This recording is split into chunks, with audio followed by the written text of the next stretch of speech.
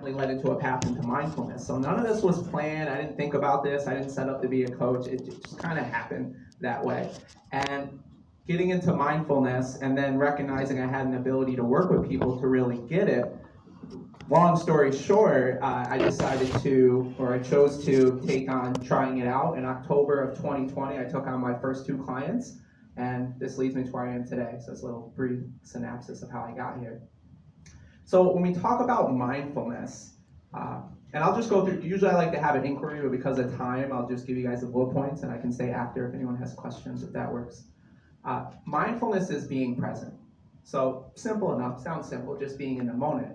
However, what we don't realize is there's a lot of operations that go on subconsciously that make that very difficult. So if we think of mindfulness and we think of being the present moment, I want you to think of, and this relates to the quote here, no problems can be solved from the same level of consciousness that created. Yet that's what we're always doing. We're not actually raising our consciousness or trying to create more solutions from the same state of mind that we're in. And in a little bit, you'll see a map on those states. So if you can think of our highest state of being in, think of a hot air balloon, like we just had the balloon festival not too long ago. Think of a hot air balloon at, let's just call it for sake of argument, 10,000 feet. Right? So that's our highest state if we're free, if we're being in the moment, if we're present. When we go through life, we go through experiences, we have traumas and triggers that get addressed, that happen, and they create defenses in our way of being that we don't usually recognize. Right? It happens in our blind spot. So you can think of these triggers that get created as anchors to our hot air balloon. So now if we want to stay present, we want to stay at that 10,000 feet, we have 2 options. We can keep pulling on that string, adding more and more fuel and energy to compensate for these weights that get added, which much of the world does. Or we can learn what those triggers are, remove them, which makes it much easier for us to freely float back into that space. Right? So that's the image I want to leave you with for mindfulness, because again, presence sounds easy. Why can't we just be present? It's the mind, it's our distractions that make it very difficult. Mindfulness meditation. Again, this is a buzzword that's getting created in the world, which I love. It's great to have it out there. However, some of the deeper understandings of it gets lost in translation. So mindfulness meditation is not the same as guided meditation. Right? Many people use guided meditation, which makes perfect sense. It's easier and it guides you through it, as it states. When I came into this work, I came very, I landed into it, how can I put this? I would say at the hardest level, more of like a Buddhist monk like level of meditation, where there is no background music, there is no guide. I was taught to just be with your thoughts and not judge your thoughts, and to start disassociating yourself with your thoughts. See, we identify with our thoughts as us. Okay? And it's not the thoughts that who we are. It's what's behind those thoughts that we're coming from. It's the possibility of those thoughts. That's who we are. Mindfulness meditation is about getting to that blank space that actually exists before the thought arises. And this is what Eckhart Tolle teaches. And this is where I've learned my mindfulness meditation. And so when I started mindfulness meditation, like many people, 5 minutes was a long time for me. It's very difficult. And I just started working on that.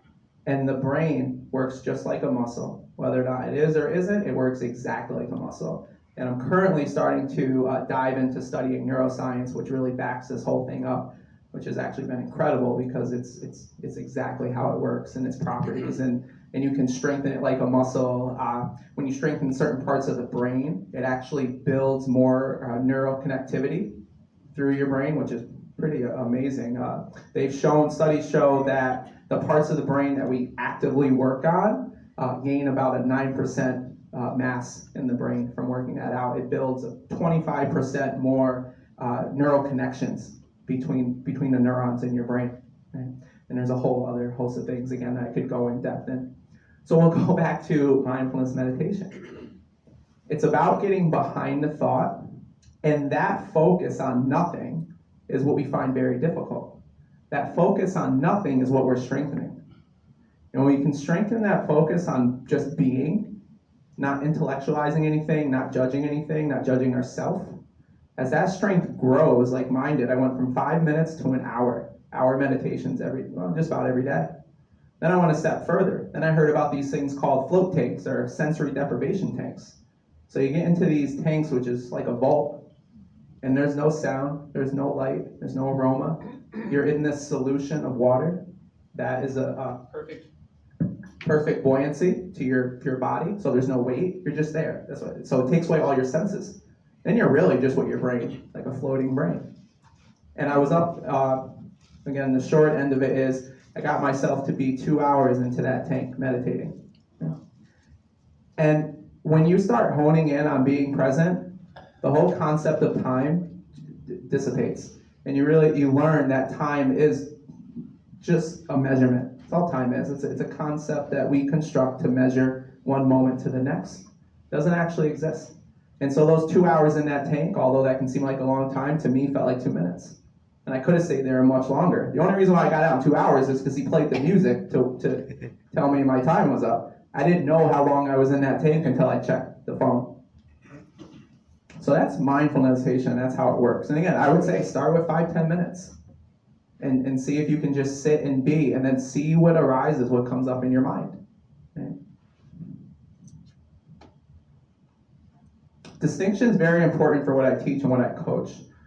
And there's a difference between distinction and definition. Okay? So a lot of our words that we use in our communication is through definition. We conceptualize a lot, we interpret a lot. We're not distinct in what we say. And a distinction is what something is. It's a clear outline of what something is. That creates a clear outline of what something is not. So there's no interpretation, there's no argument about it. We have an agreement. The example I'll use for that is something we all understand as a distinction is phone. We do not use the definition for phone when we speak of it. We use a distinction of what a phone is. By definition, a phone is a system for transmitting voices over a distance using wire or radio by converting acoustic vibrations to electrical signals. That's what a phone is by definition. Nobody calls this laptop a phone. See, that's what a distinction is. It creates a clear outline of what something is. That can also be translated into communication and teaching these concepts. Okay? This is a big part of what makes it challenging for us to work on ourselves properly. This is a big challenge when the difference between compensating with things and actually finding and addressing things. This circle represents everything that we could possibly know in the world as a species, in the universe. And you may not even be able to see that little green sliver there up top is what we know that we know. There's a lot of things that we know. We know how to drive a car because you guys got here. We know that we know how to dress ourselves because you guys are all clothed. Then we have that little blue sliver is what we know we don't know. I know that I don't know how to fly an airplane. And there's a lot of things we know that we don't know. Now you may notice that both of those slivers are in our knowing. It's what we already know. And because of the defenses that get constructed through life, the mind begins to protect itself and we get stuck in what we know. And this is where we stop growing. Because the rest of that circle is the unknown or a blind spot. And the brain's actually constructed to avoid the unknown because it has not always been 2022. And the unknown used to be very dangerous. The unknown could be a tiger in the jungle that's going to come and eat you. Okay? So it's being open to this unknown that allows for discoveries to happen, and this is where self-growth goes. As a child, we didn't have a knowing. So this is why we grow so rapidly when we're young. The brain is very plastic, and it's open to exploration. It's when that exploration stops is when we stop growing. And nothing in nature is designed to stop growing. So my coaching, you can consider what I teach, is like being the indicator on the newer vehicles now, that indicator for the blind spot. Because think about what it was like, what the world would be like if everyone driving around did not know that they had a blind spot. And if you remember, when we started driving, I know for myself, when I started driving, someone had to tell me, check your blind spot. Before that, how would you figure it out?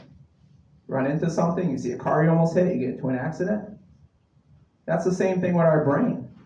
The majority of people on this world are going through life not realizing that there actually is a blind spot. Right? So that's our unknown. That's where discoveries happen.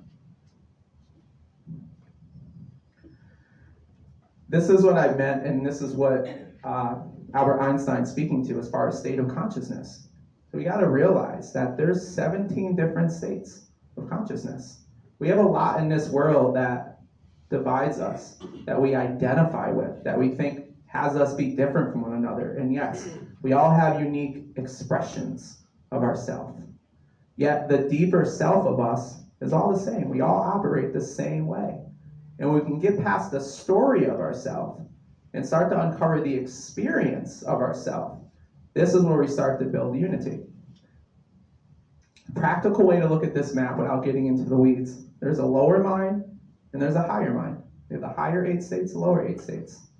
The lower 8 states is survival, defense, judgment, fight or flight. The higher mind, the 8 states, that comes from understanding, that comes from having a high awareness and a low ego. Okay? Ego gets in our way. Ego is not good or bad, it is the identity of oneself. What gets in the way is an inflated ego. Because the higher our ego goes, the more inflated it gets, the lower our awareness. It's an identity of perception or perspective. And the more we identify with that perspective, we lose out of everything else that's around there, because most of the world is subjective. Right and wrong is subjective. We made that up. No lion goes around the jungle talking about right or wrong. That's just a human thing. We did that in language. Another thing that makes it difficult in the world, and this is where we struggle with relations with one another, these defenses that we create comes from our lower mind. Shame, guilt, apathy, grief, fear, desire, anger, pride. It's our suit of armor that we build to get through the world. And it's very difficult to hug somebody with a suit of armor. It's very difficult to get close to somebody with a suit of armor. And any of you that are in deep, intimate relationships, you can back up that through that process, you have been vulnerable with your significant other getting through those sheets of armor. Yet that doesn't happen in a large abundance in the world. And so this is where we have these differences. This is where we have these reactions, like a doctor hitting your knee. It's a reaction. These defenses, these triggers, they are reactions. And they can be addressed, they can be exposed, and they can be completed. Because the mind's playing an old story that happened when we were 7 or 10 or 15. And we don't realize that when we're 20, we're 50, we're 70, it's still going on. And it'll continue to go on until it's addressed. Now, some of us, you can grow through it naturally, through life experiences, and that's fine.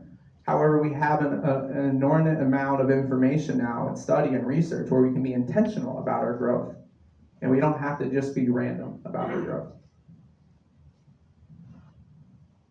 So a couple practical tools on mindfulness, gratitude. Gratitude's a big thing to practice.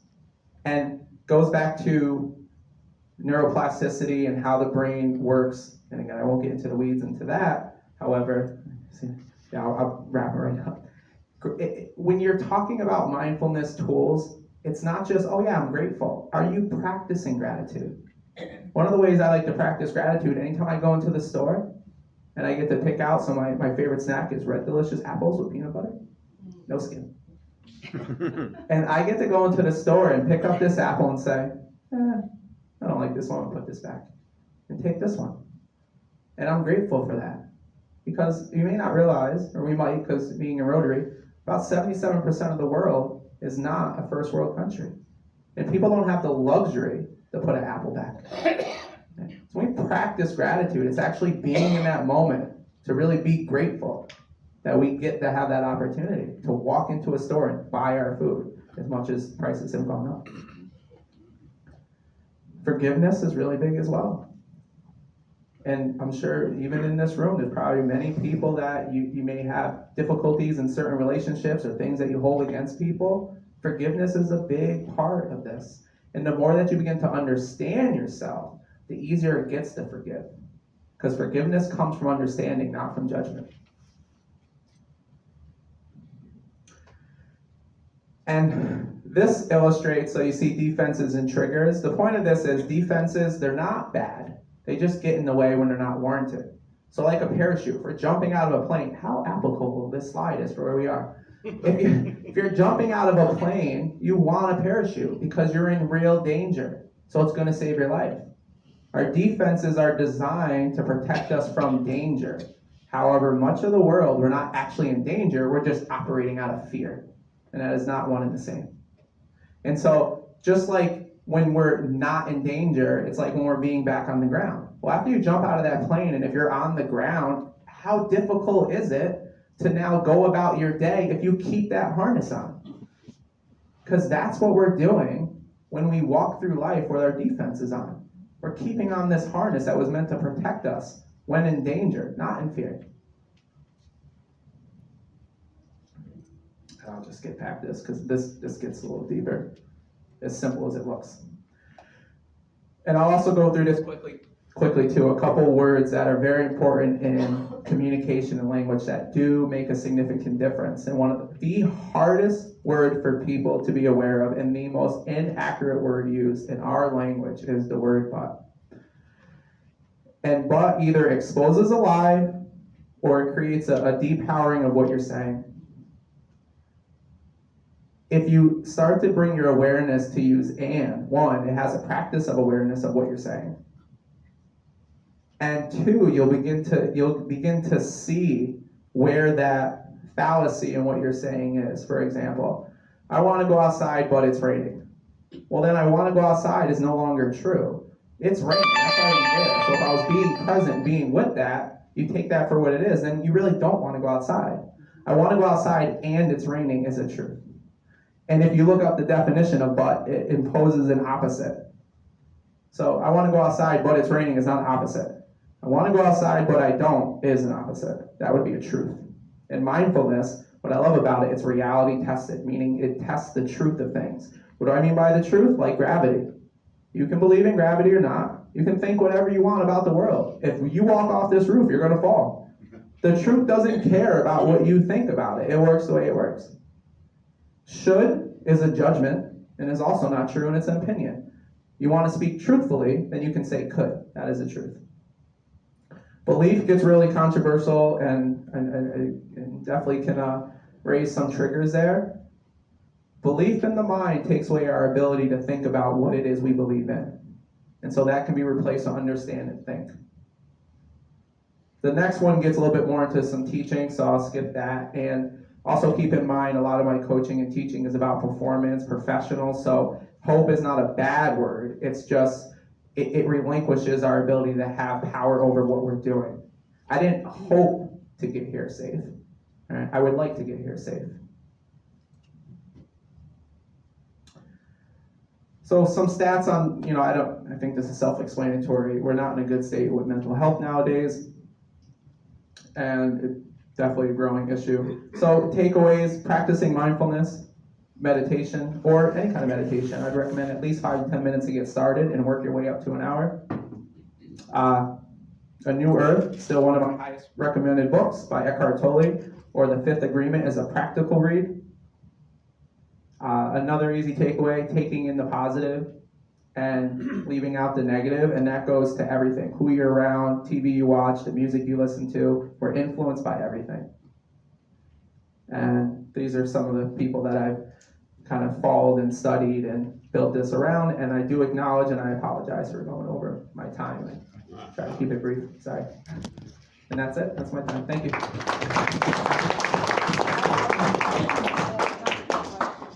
Your thought. I've been doing meditation for 100 years now. You look so young. I look it. And one of the things that people told me is exactly what you're saying. One day it dawned on me that while I was cooking or baking or whatever, I was meditating because my mind just went. So it's considered a walking meditation. Whatever. Yeah.